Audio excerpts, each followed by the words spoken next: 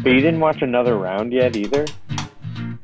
No, I've been all my spare time has been going into demoing that bathroom. I've just been on the house the whole time. So no, I haven't seen it. What do I see? Do you wear a wife beater? Yeah. This motherfucking wall. Yeah, I could talk about Godzilla forever. We got 4 minutes.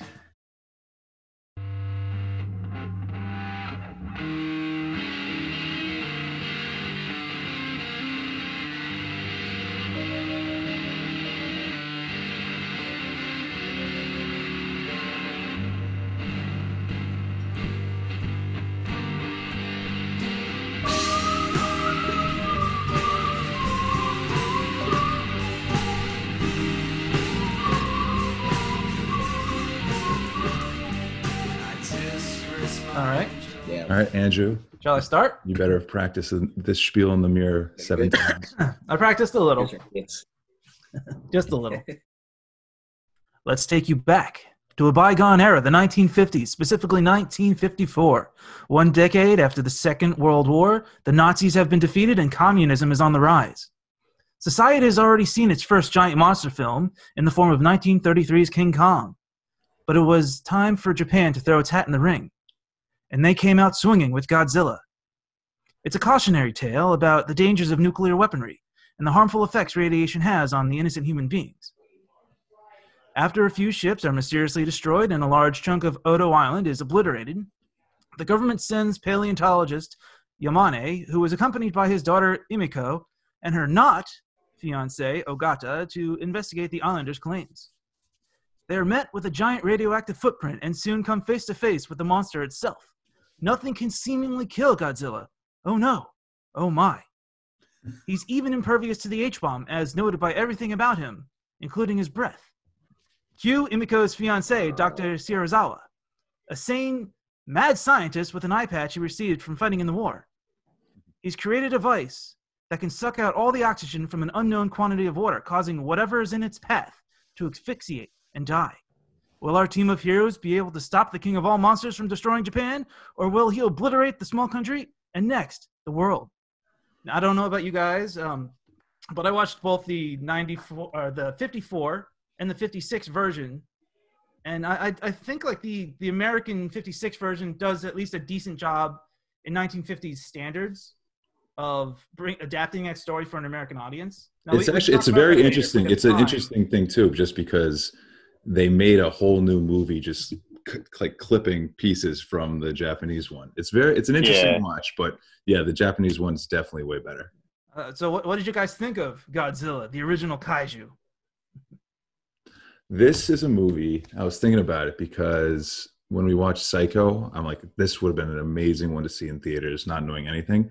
I feel like Godzilla would have been a great one to see in theaters for 1954, just because you mentioned King Kong, and I feel like this is another epic, one of those first like big epic things. And just, I don't know, like the special effects by nowadays are very cheesy and kind of go into the Rudolph the Red-Nosed Reindeer type areas as such. I think one of my biggest gripes is the eyeballs are horrible.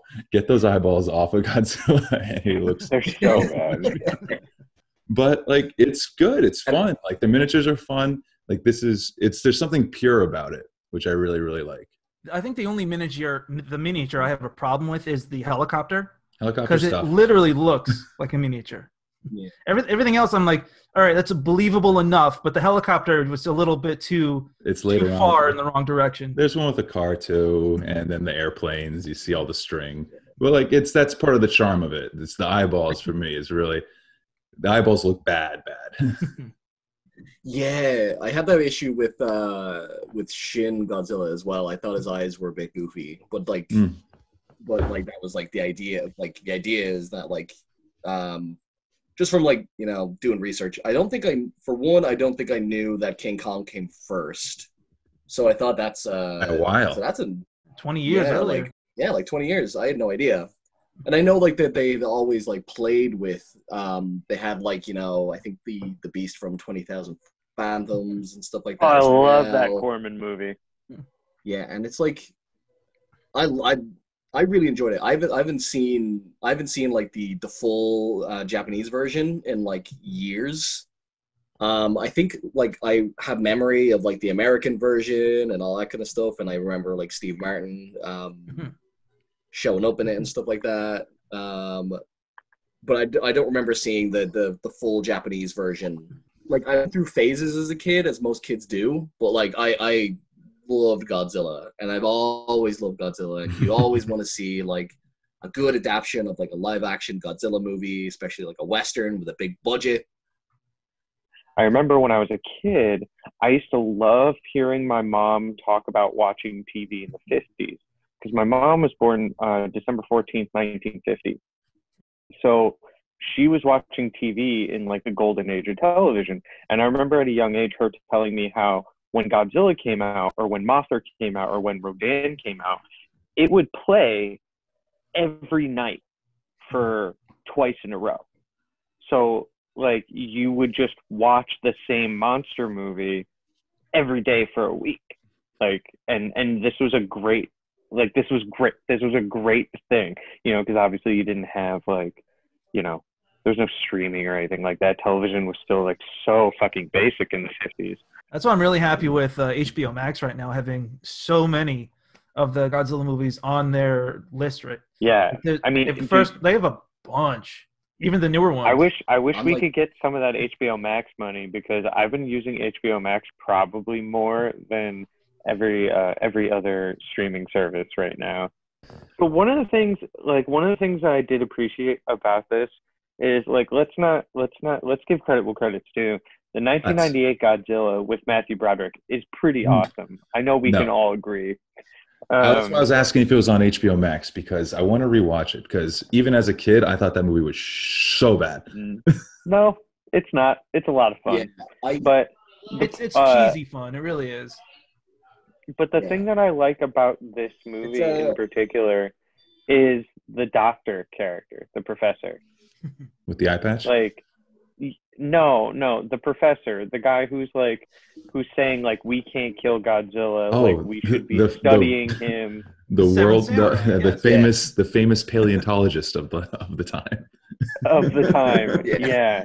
And I find that to be so interesting that character is in a movie in the 50s, just because like, you know, like there was so much just like death and destruction in the world up until then, and it just seemed way easier to like go and kill something than it did to try and like study it. So to see that in a movie in another country in 1956 is like wildly interesting. I love when he goes in the room and is just sitting in the darkness.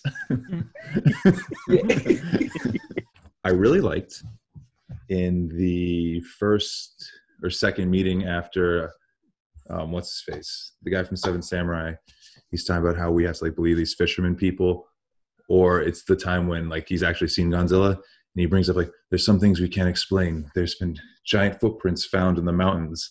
I'm like, oh, he just brought up Yetis. That's pretty cool. And it kind of like helps the Godzilla thing, and at least make it so that we can interpret it, because like we have all these like Loch Ness Monster, Sasquatch, all these myths. So by mentioning the Yeti, it kind of just makes it so like, oh, I completely understand the lore of Godzilla immediately. I think that line stood out to me as well, just because like it kind of plays with like lore, mythology, where it's like, oh, these things can exist, and it's like because it's playing it really straight, and then like with that line alone, you could argue that like that's how they justify the existence of a giant lizard creature. It grounds the whole thing. Yeah, I mean, I love that this film is played straight throughout the whole thing. I think that's what solidifies it as a classic. Yeah. Certainly it was classic. Something like the Giant Ants film from the 50s. You mean Empire of the original Ants? No. Or the original Blob. I think it's them. Which just looks like Jell-O. Yeah. And it's played a little goofy. It makes the monster, it makes Godzilla more respectable because they take it so seriously. Like you could be like, oh, that's charming looking, or oh, that's cute, but you feel more for Godzilla because it is taken so seriously as a film and as a subject. I recommend watching the 56 one soon. It's quicker. It's 10 minutes shorter. Well, there's that, but it's also just what they did, because it's literally they hired Raymond Burr, who was Perry Mason Ironsides and the bad guy in Rear Window. And it's just, he's the main character. He's able to, they establish he's a narrator. So he narrates over a lot of different scenes. They basically like added this one character who's like his friend there. So he'll go to a scene and the people will be speaking their lines, but it's in Japanese without subtitles. And then he'll turn and say, my Japanese is a little rusty. Could you explain it? And then that guy explains the scene to him. So you can just follow along the whole time. It's like, it's really smart. Like, unfortunately, that kind of makes it so it's not as cool as Godzilla, because in the Godzilla movie, it's like the first scene, Godzilla blows up a boat. In this one, it's he's like wakes up from the rubble. He's like, 3 days ago, if you told me that Tokyo would be destroyed, I would have said, you're out of blind, champ. Oh, hey there. Looks like you made it to the end. If you'd like to hear the full episode of the podcast, you can find us on Spotify as Another Film Club, where we take deeper dives into the many different genres of film. Hope to see you soon. Until then, take care, and don't forget your popcorn.